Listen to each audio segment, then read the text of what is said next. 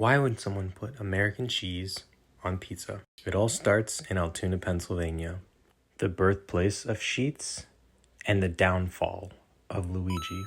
They are more softly known for their pizza, which sprung up in the 1950s, invented by the Altoona Hotel.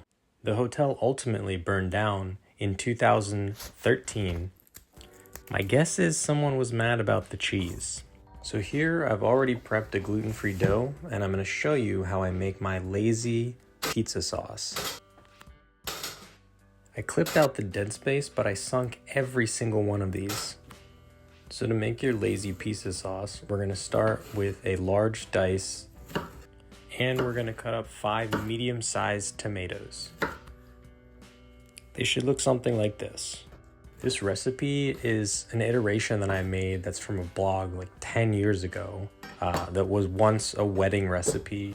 It was so good the author asked for it as a wedding gift. Now, I already had some pre-sliced onion in the fridge, so I'm just gonna chop them up into a medium dice, but you're gonna want 1 small onion.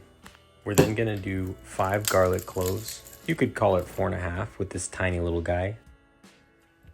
I always smash the garlic cloves with the side of my knife to get the skin off.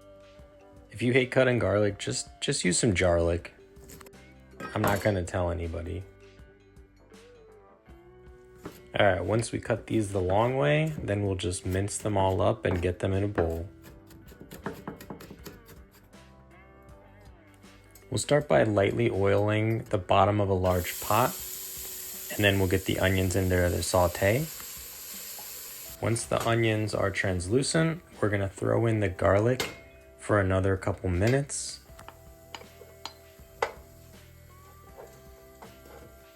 After that, we're going to drop in all of our diced tomatoes, and we're just going to sweat all of these down.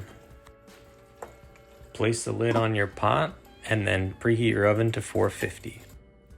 While the sauce is cooking down, we're going to slice some green peppers. The original pizza calls for only green peppers, but I'm going to use red, green, and yellow because I got one of those mix packs.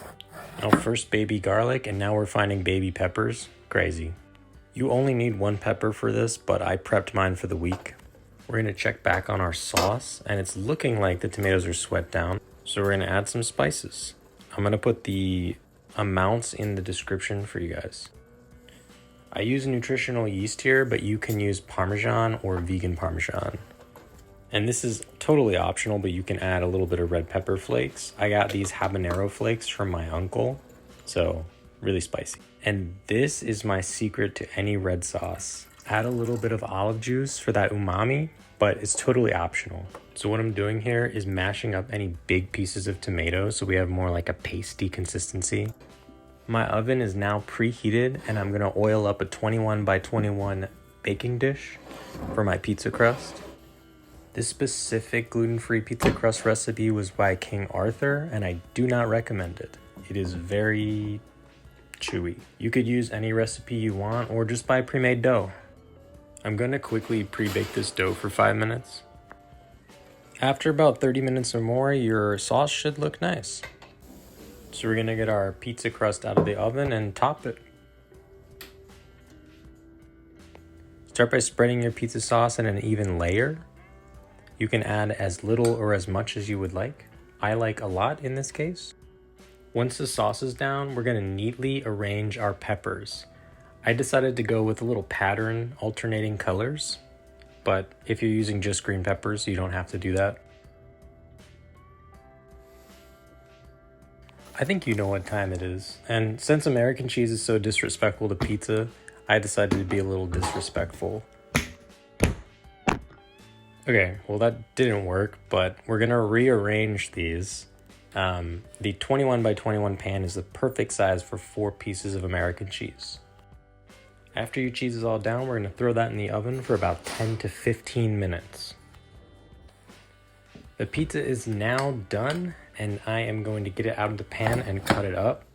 This crust is aggressive, and you can hear the noises as I'm trying to cut it. So I would not recommend this one. Our finished product looks pretty good, but how does it taste? I'm gonna plate up and give it a little taste test and a rating.